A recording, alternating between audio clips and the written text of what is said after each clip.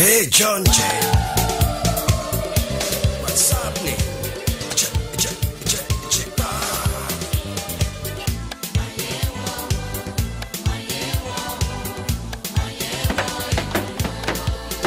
marches, tu ris, tu pleures, tu penses à tous ces hommes et femmes. Tu croises en eux, tu dis que c'est la Côte d'Ivoire. C'est ta patrie, ta vie, ton cœur tenant, que tu sois de gauche ou de droite. Hey. Bonjour JTKM. Bonjour Monsieur Yao Kwasi. Quel paysage, c'est beau tout ça. Alors ce pont, on le voit ici 1910. 1910. C'est toute une histoire. Quel est le nom de ce pont? C'est le pont métallique sur le fleuve Zi qui représente plus qu'un symbole pour la ville de Dibokro, puisque c'est la construction de ce pont Oui. qui a conféré à la ville de Dibokro son nom ou surnom de capitale de la coupe du cacao. Ah d'accord. Alors on va continuer avec l'historique, on va s'avancer un tout petit peu pour voir, hein, avançons. pour voir ce pont. C'est vrai, même si je le vertige, je ferai l'effort pour vous. Hey, Kwasi, John J.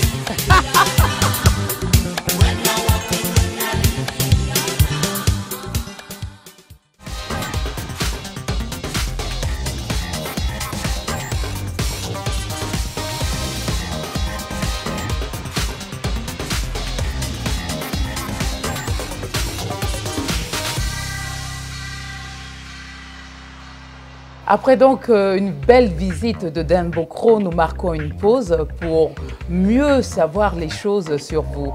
La présentation de Monsieur Yao Kwasi. Vous êtes donc né à Dembokro, dans une Côte d'Ivoire pas encore indépendante. Dans quel environnement familial et local avez-vous vécu? Je suis né à Dembokro, comme vous le dites si bien, précisément à Kofikro, qui était un village de la périphérie de Dembokro, qui a été intégré à la commune de Dembokro en 1956, à l'époque où nous étions sous le régime des communes mixtes. J'ai évolué donc dans cet environnement villageois, familial et villageois, en voie d'intégration de l'urbanité. Mais une chose est sûre, c'est que j'ai vécu d'abord ma plus tendre jeunesse comme un enfant au village. Vous passez plutôt le certificat d'études, CEP, au début des années 1960. C'était le premier examen de votre vie. Comment les choses se sont déroulées pour vous? Disons qu'autour de ma scolarité, que ce soit dans le primaire comme dans le secondaire, il y a quelques petits faits qui ont contribué à entourer mon parcours scolaire de quelques légendes plus ou moins importantes. Parce qu'à ce qui paraît, c'était une année assez particulière quand même pour vous. Je suis allé à l'école le 15 octobre 1955. Oui. Et en 1960, j'étais au CM1. D'accord. Cours moyen première année. Mon maître d'école a jugé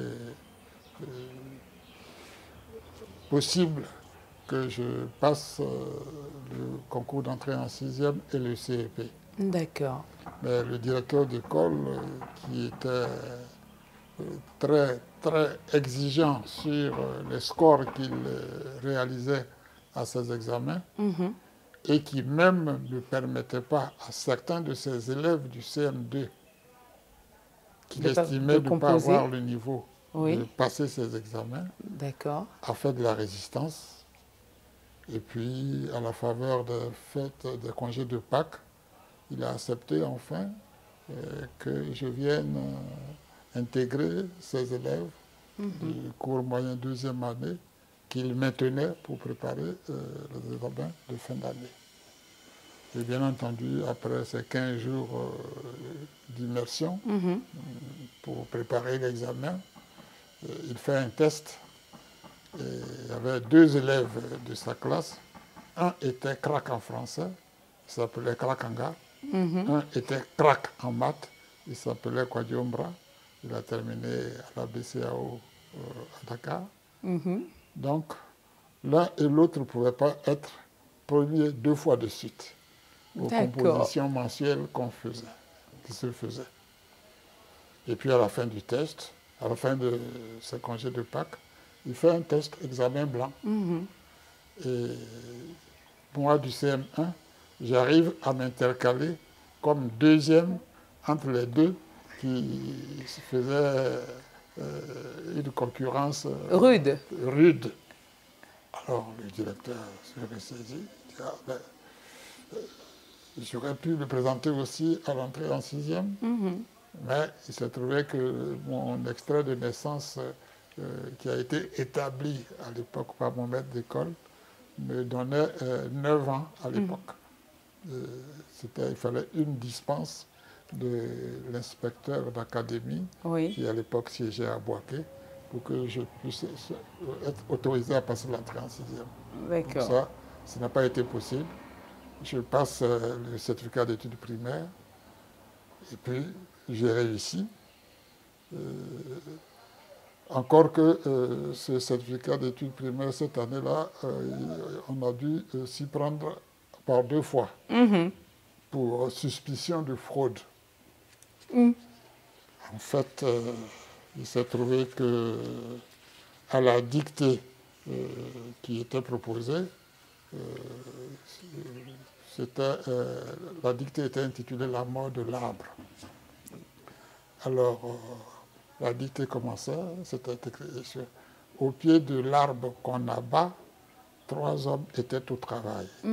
Juchés sur un frêle échafaudage de lianes qui ceinture le géant à 1,50 m du sol, il frappait en cadence. Et à cette époque-là, en 1960, dans le pays baoulé, prévalait une blague qui se disait Ndiakonamba. Ndiakonamba était le symbole de la prévoyance, de la proaction dans tous les sens.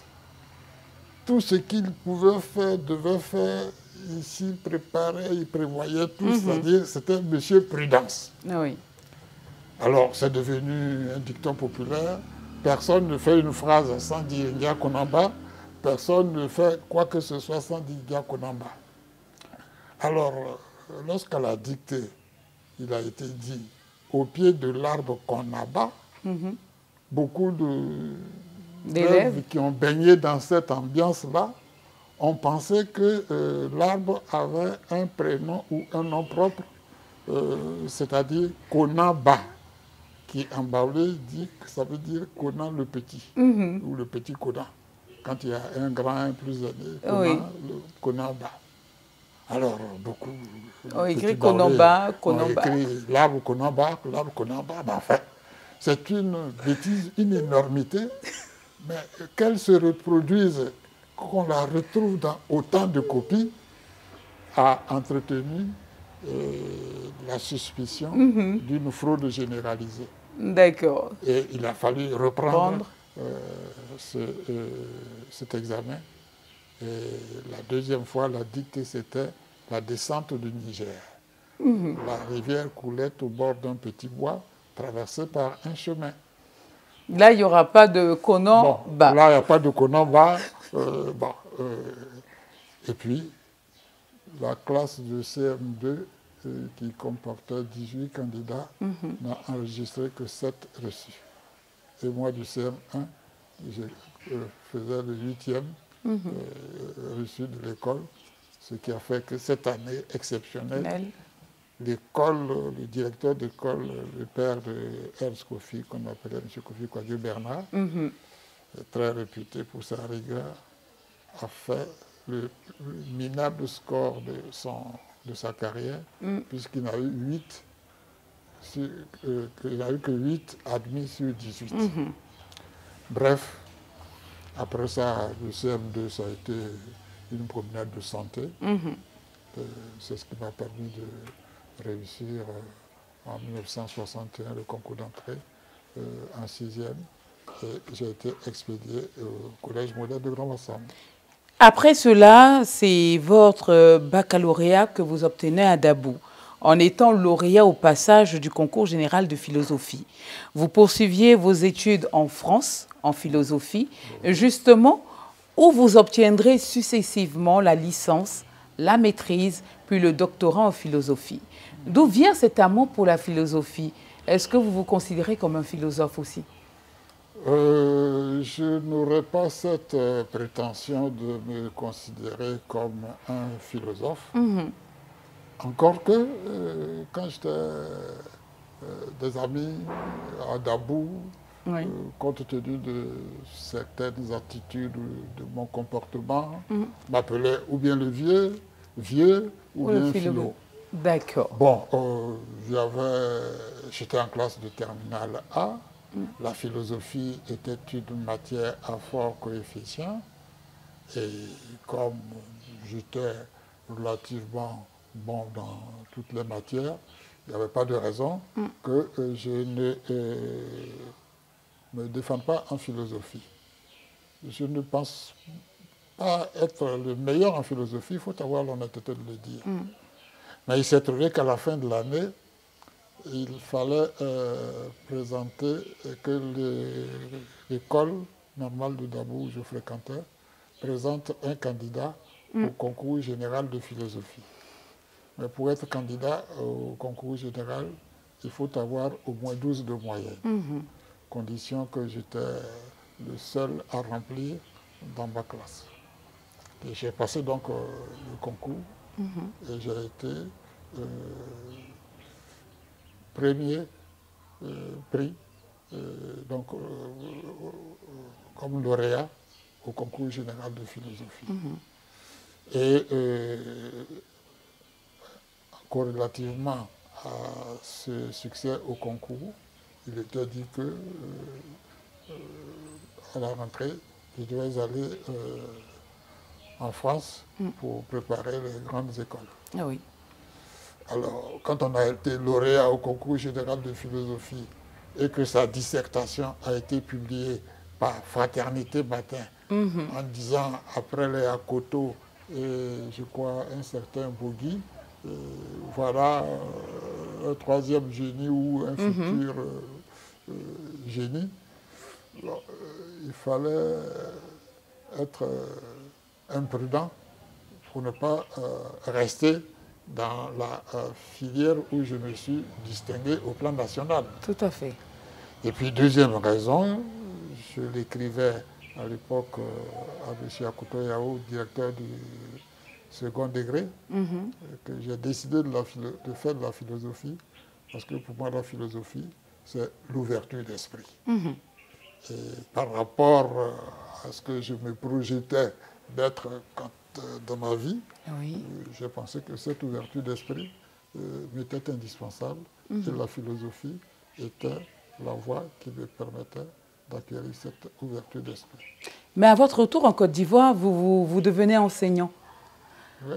À l'ENA notamment, où vous créez la section ENA du SINARES. Pourquoi vous vous engagez dans le syndicalisme? Mais, comme je le disais, l'ouverture d'esprit que la philosophie m'a permis d'acquérir a fait que, après la licence, je me suis retrouvé en maîtrise de philosophie avec à peine 4 heures de cours. Oui. Et comme je voulais vraiment m'ouvrir l'esprit pour me mettre au service de mon pays, je me suis inscrit à l'Institut d'études de développement économique et social, qui était un institut rattaché à l'Université Paris 1 Panthéon-Sorbonne, où j'ai fait de l'économie du développement, obtenu un DESS d'économie du développement en option planification des ressources humaines, Oui. assorti d'un diplôme patronné par l'UNICEF, le fils d'UNICEF, intitulé Enfance, jeunesse et plan de développement. D'accord. La même année, j'étais reçu à l'Institut d'études politiques de la rue Saint-Guillaume, qu'on appelle communément Sciences Po. Donc, je passais de la Sorbonne au boulevard Arago à Liédès et du boulevard Arago à la rue Saint-Guillaume dans le prolongement de Saint-Germain dans le 7e arrondissement. Il faut le dire, il y avait de quoi devenir dingue parce que c'était une charge de travail assez énorme. Tout ça parce que je pensais qu'il fallait, pour se mettre au service de son pays, avoir plusieurs cordes à son arc. C'est ainsi que, ayant terminé mon doctorat de philosophie, je suis rentré. Et comme j'étais lié en tant que normalien à un engagement décennal qui me faisait obligation d'enseigner pendant 10 ans avant de chercher à faire autre chose. Si D'accord. Et par respect de mon engagement, je suis entré à l'université d'Abidjan comme enseignant de philosophie. D'accord. Cela, je l'ai fait 2 ans. Et c'est au cours de ces 2 ans que j'ai senti la nécessité d'aller me cacher. Et tout récemment, je disais, c'est ce qui m'a amené à trahir la chouette de Minerve pour me réfugier à l'ENA. Vous me demanderez pourquoi. Parce que j'ai constaté que à la fin de mes cours, les étudiants acclamaient. Et à un cours que je faisais expressément sur le thème, la notion de la violence, des étudiants d'autres départements venaient pour suivre ce cours. J'ai senti que j'étais en train de devenir une vedette académique. Et comme dans nos pays, à cette époque-là, être vedette académique ou universitaire n'était pas très bien vu, j'ai préféré quitter l'université pour aller me cacher à l'ENA. Et l'âme du syndicalisme? Ben, le syndicalisme, je l'ai dans ma peau depuis le collège, puisque à l'époque nous étions, j'étais secrétaire général adjoint de l'UNESI en 1964-65 à Bassam. Quand je suis arrivé à Dabou, j'étais secrétaire général en chef. D'accord. C'était toujours dans le cadre de l'UNESI. Oui. Et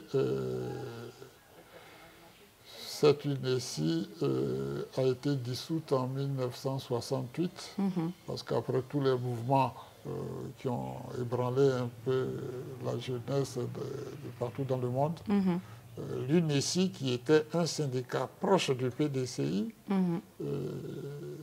a fait une motion de soutien aux travailleurs en grève de l'UGTCI.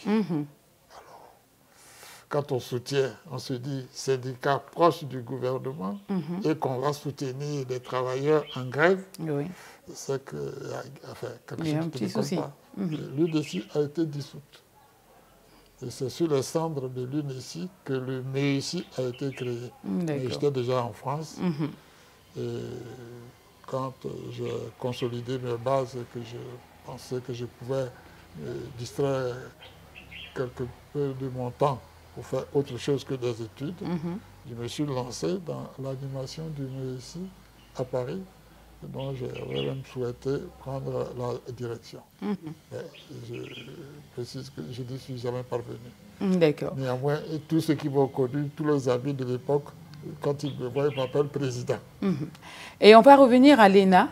Oui. Voilà, et parler du CINARES, parce que votre engagement syndical vous emmène justement à vivre de l'intérieur la fameuse grève des enseignants de 1982. Oui. Pouvez-vous nous raconter cet épisode? Ben, cette grève, effectivement, à l'ENA, j'étais professeur permanent et j'ai contribué à créer la section CINARES de l'ENA, qui en tant qu'école d'application et de formation de notre élite administrative devait se tenir en marge de l'effervescence qui prévalait ou qui régnait à l'université. Mais j'ai pensé qu'à partir du moment où il y a des professeurs permanents qui sont régis par le statut de l'éducation nationale, Oui. il pourrait créer un syndicat. Et nous avons créé la section de l'ENA. Alors la grève de 82, si je devais vous en faire la genèse, je dirais qu'elle remonte en termes d'incubation à 1977-78. Les Ivoiriens ne le savent pas ou bien n'osent pas le dire parce que en 1978, le ministre de l'Éducation nationale de l'époque, qui était patron de l'enseignement supérieur, des universités, était en binôme avec le ministre de la Recherche scientifique, le professeur Laurignon Guédé. Et dans le cadre de l'université, il y avait plusieurs instituts universitaires rattachés à l'université. Et il y avait l'Institut d'histoire, d'art et d'archéologie, où M. Laurent Gbagbo était, dont M. président Laurent Gbagbo était le directeur. Il y avait le groupe de recherche sur les traditions orales, le GRTO, dirigé par M. Bernard Zadi Zahourou, l'Institut d'ethnosociologie par le professeur Niango Rambois, et puis l'Institut de linguistique appliquée, dirigé par, je ne sais pas si c'est M. Kwadjo Jérémy ou bien M. Gadou Henri, qui vient de décéder, paix à son âme. Donc, ces instituts, c'était, disons, plus ou moins des départements de l'université.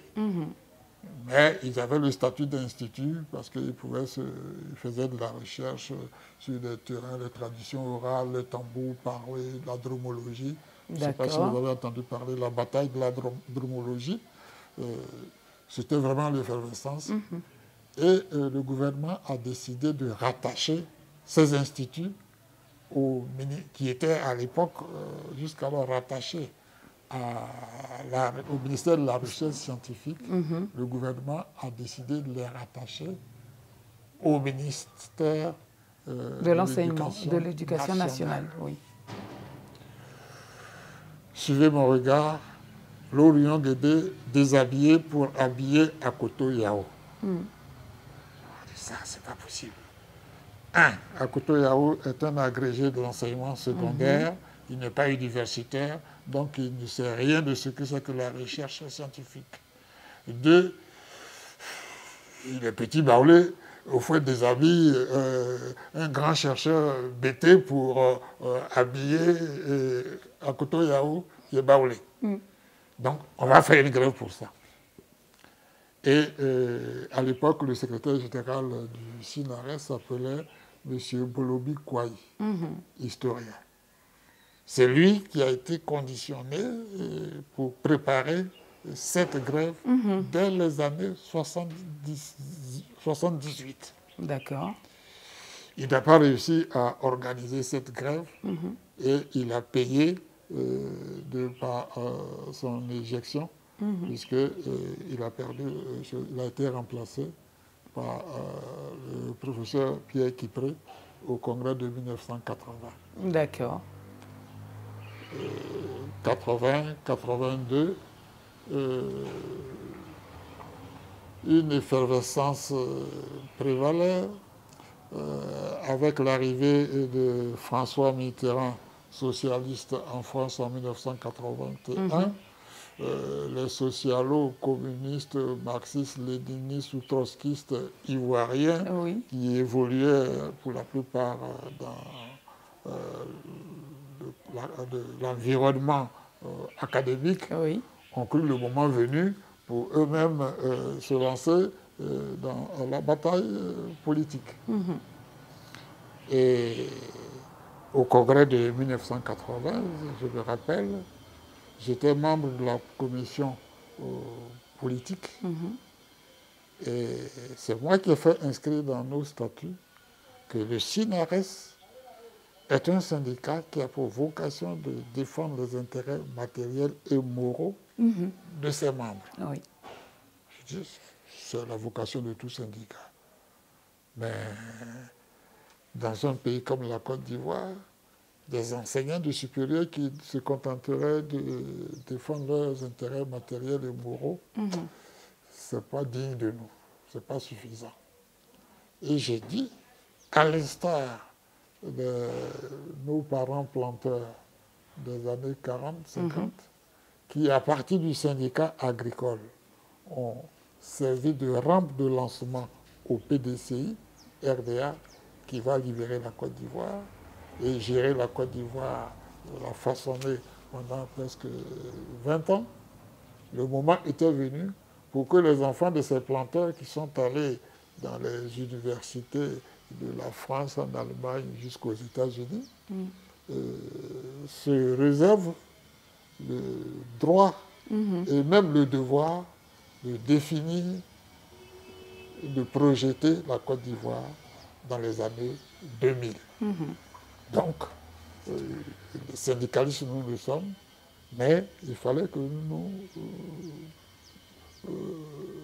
réservions le droit de contribuer à l'élaboration du projet de société et du modèle de société de la Côte d'Ivoire des années 2000. D'accord. Donc, j'ai fait mentionner que tout en défendant nos droits matériels et moraux, nous nous réservions le droit de nous prononcer sur tout problème de société d'intérêt national. D'accord. Ça veut dire que nous étions presque un parti politique. Alors, j'ai été supplié de ne pas dire les choses aussi crûment parce que le PDCI, parti unique, allait être frappé. Et que si le PDCI frappe, ça sera la débandade, la dispersion dans nos rangs. Donc, on a accepté que cette motion, qui était majoritaire de 22h du soir jusqu'à 3h du matin, au sein de cette commission, il y avait Simone Yves Babo, Salif Alassane Ndiaye, Irie, Kiebi Irie, Nyaoulé Oupo, enfin, tout ce que vous avez connu à l'avènement du multipartisme comme grande gueule. Elle dit, Yao, nous sommes d'accord avec toi, mais ta motion là, il faut qu'on la maquille un peu, il faut naviguer dans le clair obscur. Votre clair obscur là, dans le clair obscur, tous les poissons sont gros. Même la petite, mais pour ne pas donner, accréditer la thèse que je veux s'aborder le SYNARES ou que j'ai contribué à sa dissolution, j'ai accepté que la motion soit maquillée et en ajoutant à ce que nous nous réservons le droit de nous prononcer sur tout problème de société d'intérêt national, notamment en ce qui concerne la recherche, l'enseignement supérieur et la recherche scientifique. Donc, je vivais pleinement ma vie de syndicaliste, sans être peut-être un révolutionnaire, mais je vivais mon syndicalisme avec rigueur. Vous êtes connu aussi des Ivoiriens pour votre action dans les couloirs de la République. Comment l'enseignant que vous êtes à l'origine se retrouve au ministère des Sports, puis à la présidence de la République?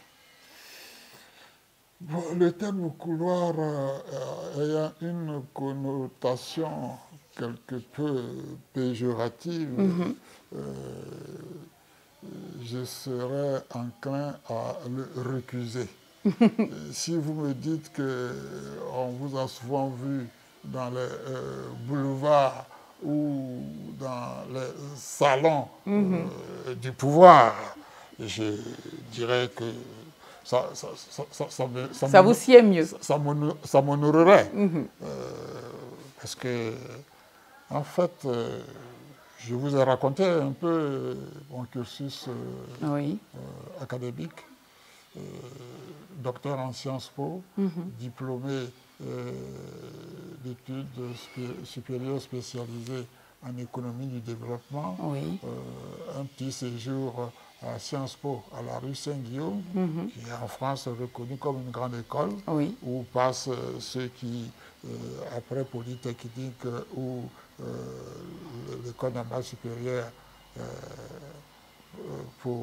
et qui veulent préparer l'entrée à l'ENA, en France, où passe tout ce monde.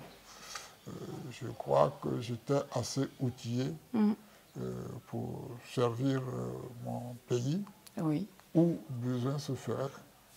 Et pour ce qui est de ma nomination comme directeur de cabinet au ministère de la Jeunesse et des Sports, j'étais en stage pour 3 mois à l'ENAP du Canada pour un séminaire réservé aux fonctionnaires étrangers. Et à mon retour, le ministre de la Jeunesse et des Sports qui venait d'être nommé, M. Élie Bernard, m'appelle. Il me dit, j'ai besoin de toi. Il était au plan et à l'industrie avec le ministre d'État, Serigne Liba. Et puis, il a été ramené à la jeunesse. Il a dit, quand on m'a nommé à ce poste, j'ai eu besoin de quelqu'un pour me seconder. Et le premier nom qu'on m'a suggéré, c'est toi. D'accord. C'est quelqu'un que je connais, nous sommes à peu près de même génération. Lui aussi, il est philosophe. Quand il est un grand disciple de Montesquieu, quand il a été nommé ministre de la Jeunesse et des Sports et qu'il a souhaité avoir un collaborateur, mon nom lui a été soufflé, il m'a fait appel. J'ai accepté. Je venais de passer 10 ans quand même d'enseignement à l'ENA. Oui. J'ai accepté. Malheureusement, ce ministère n'a duré qu'un an, d'octobre 88 à octobre 89. Et nous avons été remerciés. J'étais pratiquement sur le carreau, parce que mon ministre d'alors a refusé que je retourne à l'ENA, où j'ai servi quand même 10 ans, sous prétexte que mon profil est plutôt un profil d'universitaire académicien, académique. Puis j'étais là. Un jour, mon téléphone sonne. On me dit, venez à la présidence. J'arrive, M. Belkiri qui me reçoit. Il dit, viens, je vais te montrer, venez, je vais vous montrer votre bureau. Bureau de quoi? Je dis, bureau de secrétaire général adjoint de la présidence, du gouvernement à l'époque. Justement. Je suis tombé de nuit. Je ne sais pas comment ça s'est passé. Il semblerait que toutes mes pérégrinations, n'échappaient pas aux hautes instances qui dirigeaient ce pays. Et quand ils ont su que j'étais sans emploi, une perche m'a été tendue. C'est ainsi que je me suis retrouvé secrétaire général adjoint du gouvernement. Et vous l'êtes jusqu'au moment du décès du président Feu Félix Houphouët-Boigny, le père de la nation. Dans les heures qui suivent, le président Bédié, dont vous deviendrez la plume, prononce un discours marquant son entrée en fonction avec cette formule plutôt devenue célèbre et dont on vous attribue la paternité. Je demande à tous de se mettre à ma disposition. Pourquoi cette fermeté et ce ton martial? Bien. Alors, quelques points méritent d'être rectifiés. D'accord. Effectivement, au décès du président Houphouët, j'étais au nombre des adjoints comme secrétaire général à la présidence. Et le président Bédié, à la mort du président Houphouët, ne pouvait mieux faire que d'appeler quelqu'un qui était déjà dans la maison et qu'il connaît depuis plus de 20 ans, puisque nous nous connaissons depuis 1969. D'accord. Il est de ma région. À l'époque, c'était la grande région du Zinkomwe. Donc, m'ayant trouvé là, c'était tout à fait normal qu'il s'appuie ou qu'il me fasse appel. Mais de là à dire que j'étais sa plume, je crois qu'il y a une nuance. Non, je n'ai jamais eu la prétention d'être la plume du président Bédié, parce que en la matière et en général, les discours du président de la République sont rédigés par les membres du cabinet. C'est par le directeur du cabinet. Il y avait d'abord le gouverneur Néré, qui a été pendant plus de 30 ans à la plume du président Houphouët, et de certains conseillers qui manient bien la plume. Et puis, parfois, quand certains discours un peu venus des ministères, selon que le sujet est pointu, technique, et c'est le cabinet qui travaille le discours du président. D'accord. Mais à cette date-là, bien entendu, le président accédant au pouvoir dans les conditions que l'on sait, n'avait pas encore un cabinet à lui. Et étant à la présidence et m'ayant fait appel, je peux dire que pendant ces premiers instants, nous avons travaillé ensemble.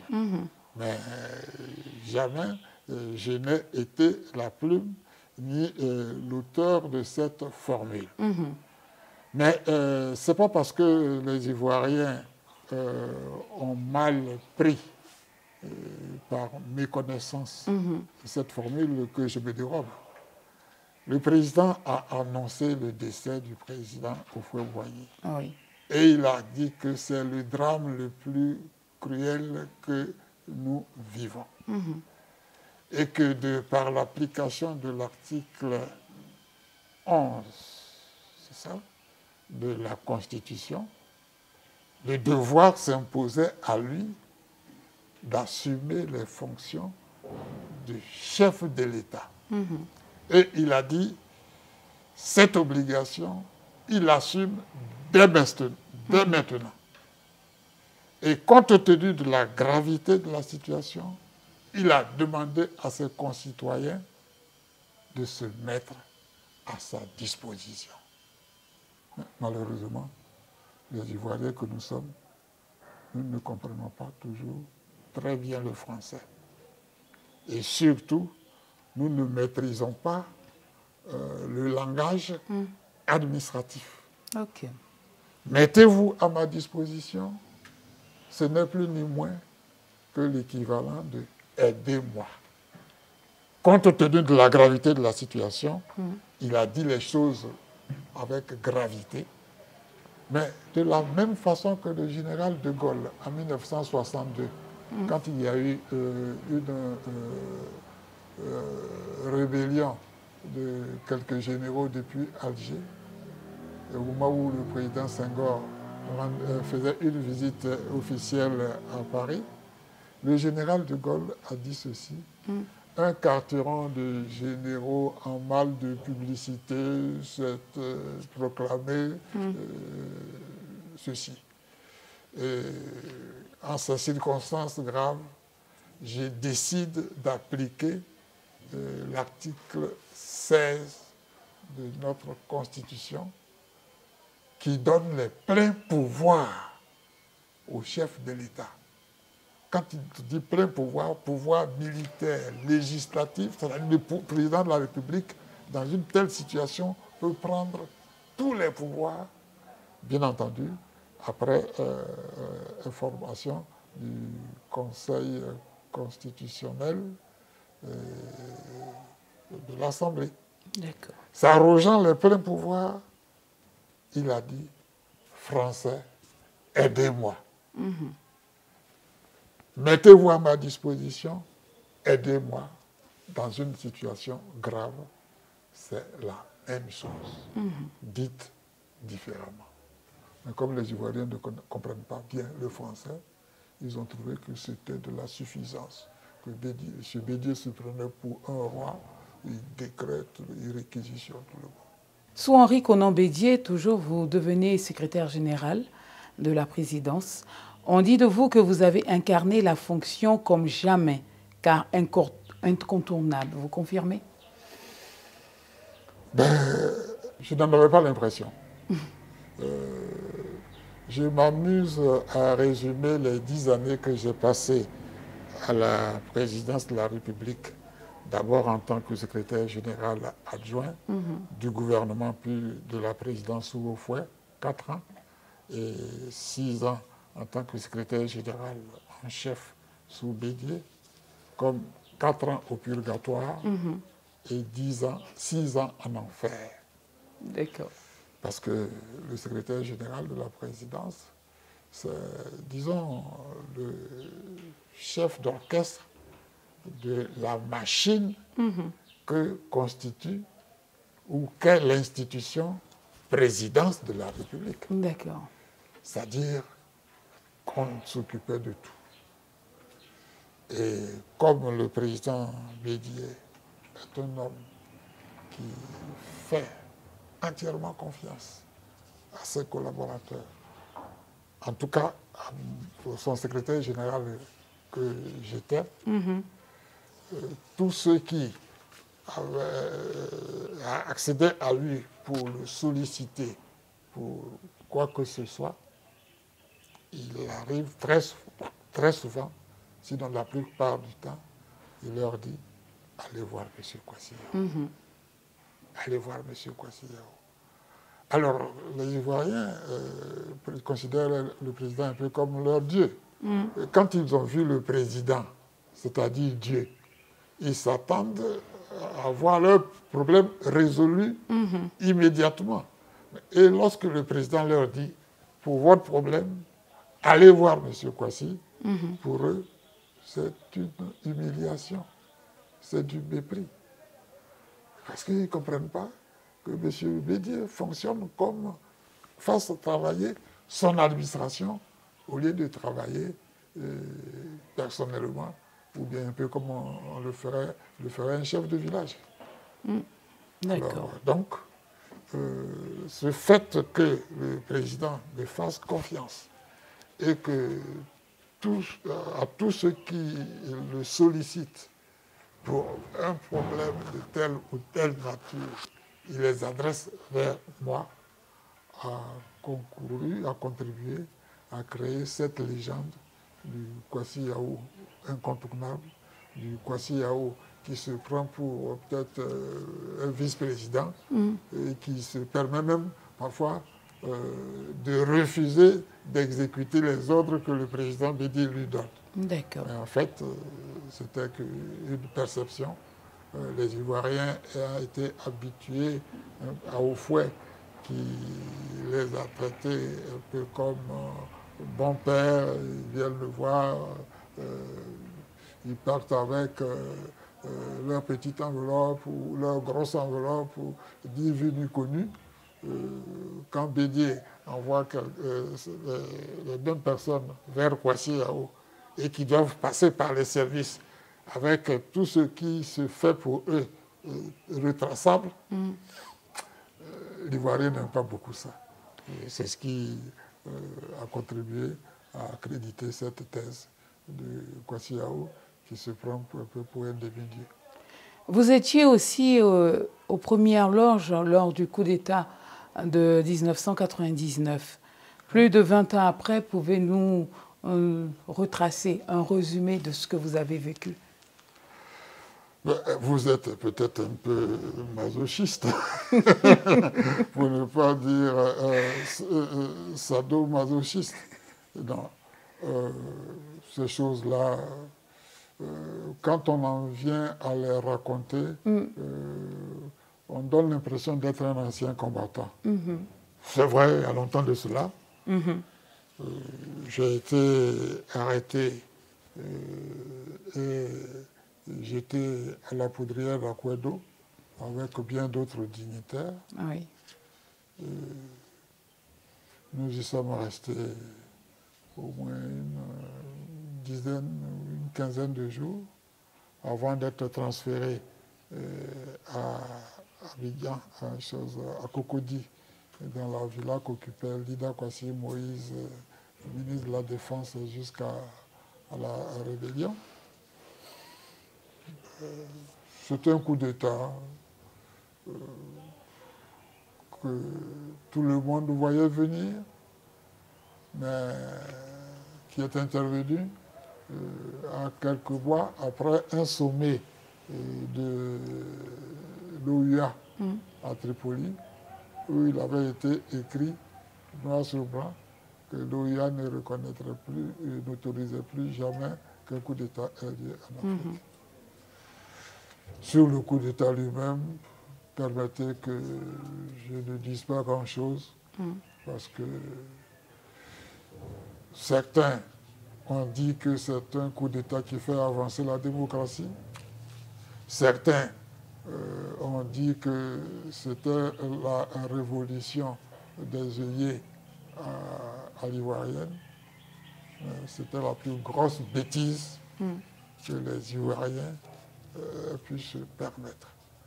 Au moment où tout le monde entier préparait son entrée dans le 3e millénaire avec tous les bugs qu'on redoutait, si les Ivoiriens ont trouvé bon de contracter ce que j'appelle la maladie infantile des pays africains, à savoir les coups d'État, c'est vraiment triste.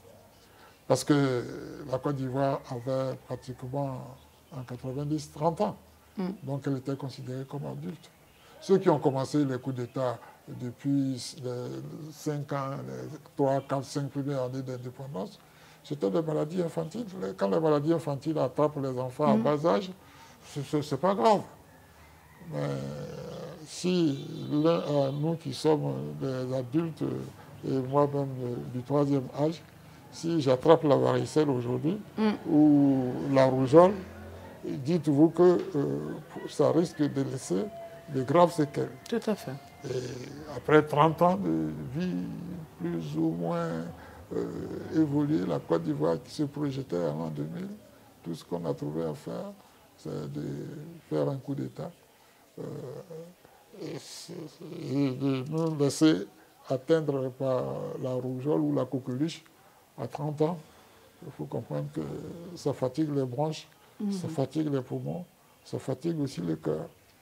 Et je crois que la preuve, c'est que depuis ce coup d'État, nous avons eu des quintes de tout, ou bien des crises d'AVC répétées à travers les rébellions, les complots de chevaux noirs, blancs, gris, et puis avec les 3e mandats, enfin, tout ce que nous vivons aujourd'hui, guerre post-électorale, tout cela procède de cette bêtise que les Ivoiriens ont commise en 1999 en faisant ce coup d'État que le président Bédié a qualifié du plus rétrograde et du plus absurde. Je l'ai vécu de l'intérieur. Je n'en tire aucune gloire personnelle. Nous étions à la Poudrière. Sortis de la Poudrière, nous étions à la villa d'Ida Kwasi. Et puis, quelque temps après, on nous a libérés sans procès. Et depuis, vous êtes retourné là où vous semblez finalement vous sentir le mieux, c'est-à-dire dans l'ombre. En homme libre, c'est en homme libre que vous avez brigué la présidence du PDCI RDA face au président Bédié. C'est aussi en homme libre qu'aujourd'hui vous accompagnez le dernier combat de celui-ci pour reconquérir la magistrature suprême. Cette liberté et ce courage politique, vous en faisiez déjà preuve quand vous serviez le président Félix Houphouët-Boigny? Absolument. Comme je l'ai dit, je ne sais pas trop comment je suis arrivé à la présidence de la République comme secrétaire général adjoint. Mais le fait est que j'ai été nommé le 8 janvier 1990 et dès le mois de février, le président Houphouët avait annoncé qu'il allait diminuer les salaires des fonctionnaires parce que les bailleurs de fonds nous avaient mis sous pression. C'était les politiques d'ajustement structurel. Les choses. Et tout le peuple était dans la rue. Tous les corps habillés étaient dans la rue. Jusqu'aux agents de la CITAF de l'époque, qui ramassaient les ordures ménagères. Et dans ces conditions. J'arrive à la présidence, et tout va à volo. Il fallait se battre. Donc, j'ai donné ma part de sacrifice à donner pour sauver le régime du Houphouët-Boigny, que j'ai rencontré le 27 avril 1990 et à qui j'ai annoncé qu'au sortir de chez lui, j'allais rassembler tous ceux qui, de ma génération, depuis que les choses au village, à l'école primaire, au collège, à l'université, que je connais, et qui partagent avec moi l'idée que malgré tout ce qu'on peut reprocher à Houphouët-Boigny comme gabégie, comme dictature, comme tout ce qu'il a pu faire de funeste, quand on fait le bilan de son action politique à la tête de la Côte d'Ivoire, il est globalement positif. Ce bilan globalement positif, je m'en vais le défendre. J'ai créé un groupe appelé Forum 2000 pour participer à ce combat, en même temps que les rénovateurs, les Guédi Kobina et consorts, le groupe J'aime le PDCI d'Ahmed Bassam. Enfin, il y a eu une profusion de groupes, mais je crois que ma contribution et la contribution de mon groupe a été essentielle, à telle enseigne que, sans être membre statutaire du Congrès, j'ai présidé une commission du Congrès, notamment celle chargée de l'élaboration de la politique de la jeunesse. Et c'est au sein de cette commission que nous avons jeté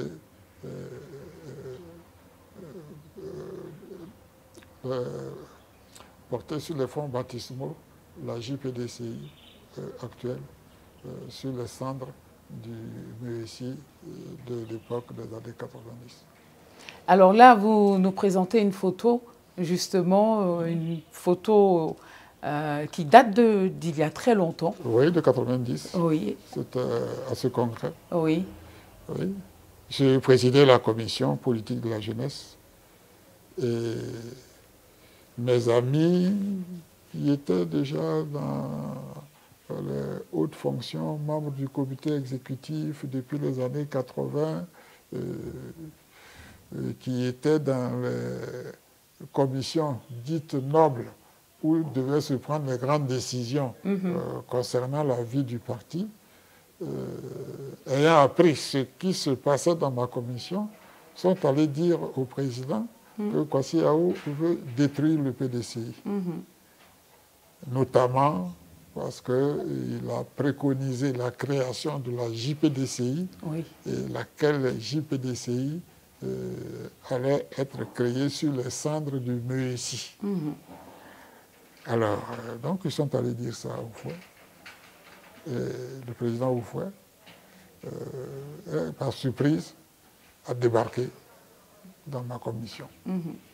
Et il est venu s'asseoir pour suivre les travaux et s'imprégner de l'esprit qui prévalait dans ma commission. Et à la fin, il a dit, mais qu'est-ce que les gens racontent?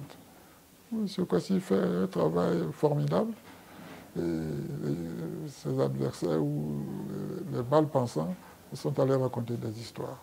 C'est cette photo que vous avez vue. À ma table, le président Houphouët, et puis en condition de travail. C'était un honneur qu'il nous a fait, il a fait à ma commission. Et je garde ça comme un souvenir des plus agréables.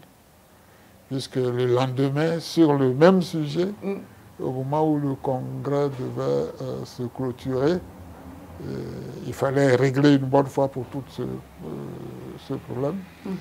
Et il a fait reporter la cérémonie de clôture à l'après-midi, alors que c'était prévu pour 11h, 13h. Et comme c'était vendredi, on a trouvé comme prétexte de laisser les musulmans aller faire leur prière. Mais en fait, on était en train de régler ce genre de problème. Voilà. Ce fut un plaisir pour nous. Nous sommes donc au terme de cette rencontre. Vous allez nous laisser quelques notes qui seront de merveilleux souvenirs pour nous, vous concernant en tout cas. Avec plaisir.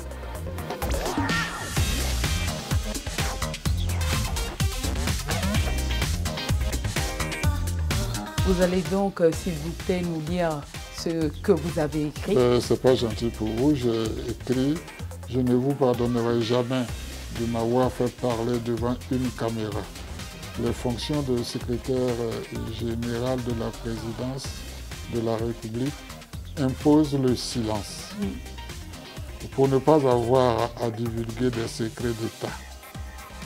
Je pense ne pas avoir pratiqué la langue de bois et puisque tout ce que j'ai pu dire, je l'ai fait sans contrainte, il m'appartient de l'assumer. Vous êtes donc pardonné, mais je ne peux que vous remercier de m'aider, de m'avoir donné l'occasion de jouer à l'ancien combattant. Bon vent. Merci beaucoup, ce fut un plaisir. Et puis aujourd'hui, vous en savez un peu plus sur M. Kwasi Yao. M. Kwasi Yao qui nous a fait visiter Dame Bokro. M. Kwasi Yao qui parle de sa ville avec beaucoup de passion.